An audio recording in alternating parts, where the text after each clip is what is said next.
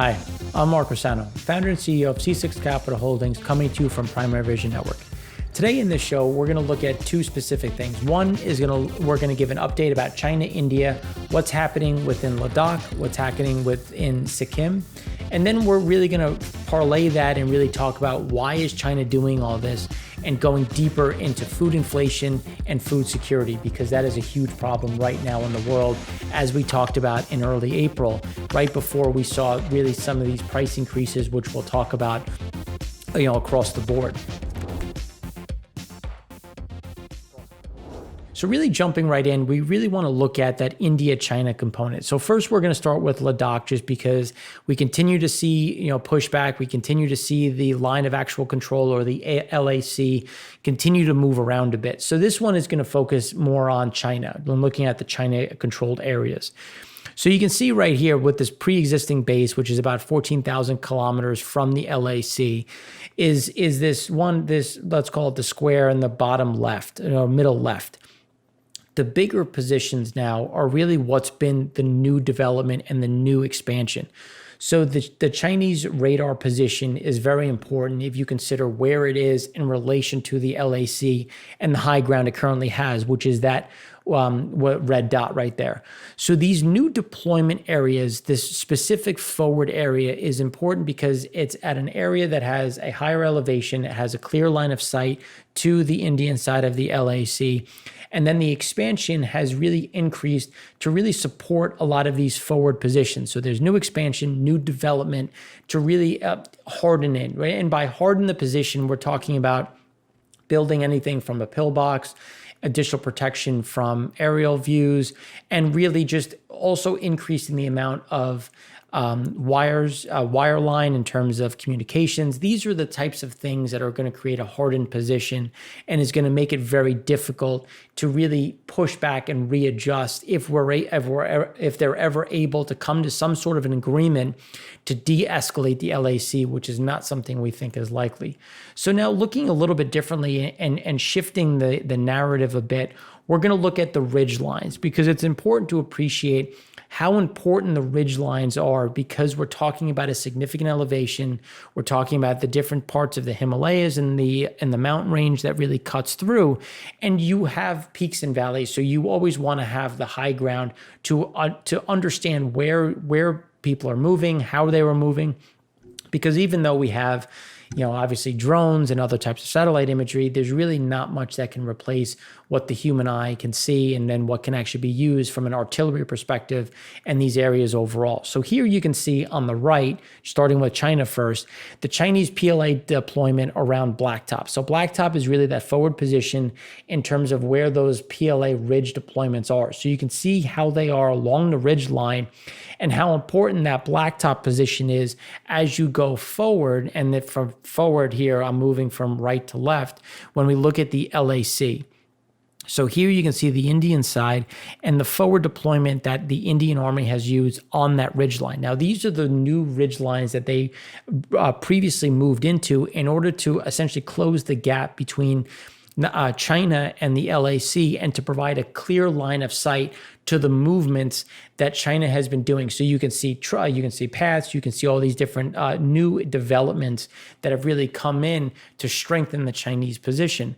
And this is just a good backdrop of what does line of sight mean? What is gained from being in this position?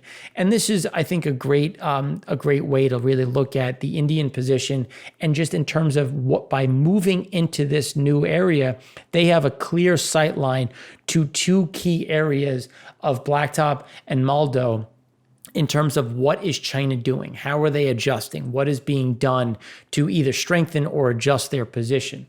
Now, when we look at the other Chinese positions, this is something that we want to look at, because you can see on this part, you can see tracks visible, the new PLA camps, and just really what is happening overall when we look at the just the ridge line, when you consider the tensions that have continued to happen. Now, all of these images come from a person who is their Twitter handles on the bottom left. I highly recommend following, just because the quality of the imagery is coming from, different satellite imagery companies, but he's the one, or she is the one, that's really going through and highlighting what these are, what these different things mean. Because I mean, honestly, if I gave that to you, would you be able to find that box and to explain what this exactly is? No. So that's why it always takes an expert to understand what is actually happening within this construct, and the reasons why India and China are continuing to go back and forth. So now, just to round out, because this is going to go into Bangladesh and the ocean and what's happening overall, this one is looking at the Doklam Crisis, if you remember back to 2017, where, and then it happened again in Sikkim, which is the northern part of India, which borders, Bhutan. China continues to harden these positions. And by hardening the positions, something very similar. They're upgrading the airports. They're upgrading the helicopter pads. And this is just an example in terms of what upgrades have happened. We have an apron upgrade, which just means that they can move faster, they can land harder, which means it's rapid in and out. And at the same time, they're hardened aircraft shelters, which is obviously a little bit easier to understand. Hardened aircraft shelters just means that it's not just some plane sitting on a runway waiting to launch. They're in either a cement or steel or some sort of reinforced enclosement to protect it either from watchful eyes or from an attack. So these are just an example. So if you consider just where China and India sit, it's important to appreciate that China is struggling under the weight of not enough food. And when you look at the food insecurity, those food problems, you have to look at where is China positioned. So when we talk about LADAKH and the LAC, you have to think about water, you have to think about Pakistan, and what does that mean for the Chinese-Pakistan economic corridor, and really creating a second entry point into India, into Pakistan, and to Gwadar, which is just a port in Pakistan, trying to connect the dots. Now, when you look at Sikkim and where things are in Bhutan, that's a straight shot into Bangladesh. And that's why when we look at what happened here, which is the Bay of Bengal, Bangladesh essentially cuts straight down into the Bay of Bengal. So Sikkim would be a natural movement south into the Bay of Bengal and would pick up a significant amount of Indian-controlled farmland. Now, Bangladesh also has farmland, but also creates and makes a lot of fertilizers. So this is why when you think about what the Indian naval ships were practicing, they were actually firing what was supposed to come out last year. Now it's coming out this year, and they were test firing these different ranges. And again, everything happens for a reason. Not only do you have to test the equipment, which is obvious. Why is it happening now? Why is it happening in the Bay of Bengal? Why is it happening in this area in which there's a certain amount of concern with Chinese relationships with Bangladesh, given that Bangladesh is part of the Belt and Road Initiative, and it would be a key component into the string of pearls, which if you think about it, what China controls all the way around, the Maldives, how they're connecting into Pakistan, trying to get around the Strait of Malacca, this becomes very important of what India is trying to show, the strength and just the equipment saying, look, if you cross me, this is the kind of equipment you're going to face. So again, a lot of saber rattling, a lot of positioning, which is just going to be problematic as we went through on our econ show. The global market sucks. There's a lot of pressure on the internal, external sides of things. This is why things are changing. And when you consider China has aggressively been storing, they've been buying raw materials, they've been doing things where if you look at Japan in the 1930s, they weren't prepared for when the U.S. cut off oil supply. They weren't prepared for a lot of the loss of raw materials. And what is China trying to do? Belt and Road Initiative, Made in China 2025, really kind of close some of these gaps so that they have a means in case this does escalate maybe sooner than they wanted or escalates away from what their desires are. Again, it just gives them the opportunity to fight back. Now, what do you need outside of obviously diesel, gasoline? You need food. You need food to support an entity. And that's why we look at just the ecosystem. So when we talk about the 9-dash line, which was resoundingly defeated by the UN, which talks about the Spratly Islands, which we'll talk about in the next picture, this just gives you an idea of the rich, large marine ecosystem. So this is going just to 2014 in terms of total catch in millions of tons throughout the area. So when we consider the South China Sea, you can see just the sheer size and magnitude that the South China Sea provides. This is why when we consider the 9-dash line, which essentially China uses to claim large parts of the South China Sea, not only on the perspective of oil and gas, but also food. Food is a huge component as to what China is trying to take and trying to solidify within this component. So when we look at all this, you have to think about, okay, well, how are they doing this? How are they getting in this position? Well, the Belt and Road Initiative. The Belt and Road Initiative is different types of lending, different types of agreements to try to get people within their sphere of influence. Now, what just recently happened? China's firm took control of Laos electric grid because Laos didn't have the ability to pay off their debts. So now China owns Laos, part of their electrical grid.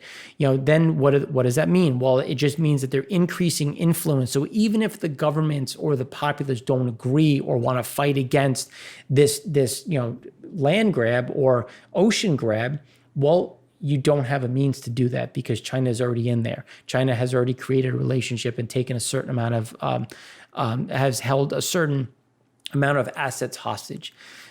So when we look at what has happened, again, why are they doing this? Well, you can see the Strait of Malacca is a pinch point. So what do? They lay cables. They have forward troops to secure different communication lines within, key areas in LADAKH and Sikkim, ways essentially to protect and to really kind of drive home, look, this is what we're doing and you can't stop us. And you can see just the importance of it.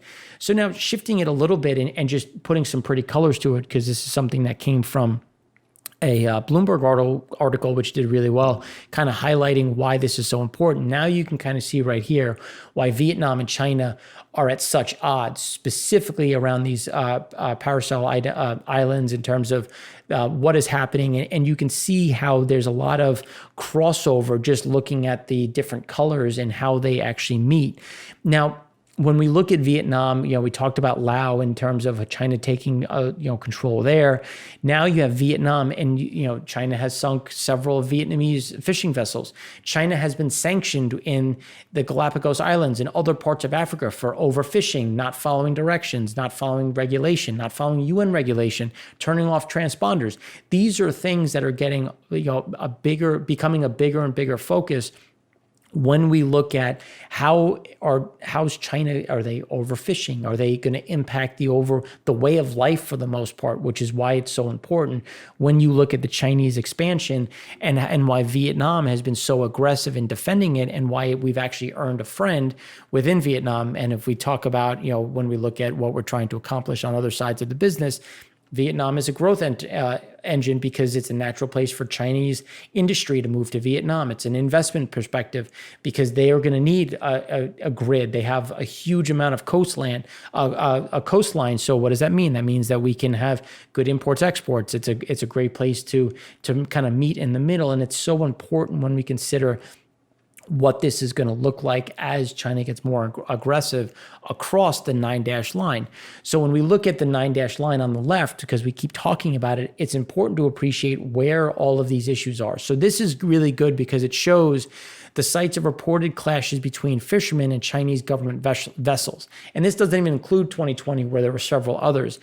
But you can see a lot of it falls within the Vietnamese territory. So this is why Vietnam is very aggressive in terms of, well, why are you doing this? This is why the Philippines is very aggressive in saying, why are you here? This is technically our land based on what the UN has said, what the US has said. And this is why it's becoming a much bigger issue as we see a lot of conflicts happening. And now we have the U.S. Navy entering in terms of freedom of navigation, pushing the boundaries, making sure that our allies in international trade lanes stay open, which China clearly does not respect and or tries to fight against. Now, when we look to the right, the 10 worst performing countries for illegal, unreported, unregulated fishing, again, China. And this doesn't include the issues that have been filed in 2020 in Africa, the Galapagos, and other parts of Latin America. So again, it just continues to get worse in terms of the way that they're viewing. And it's not even so much that they're doing it just to say, look, I can.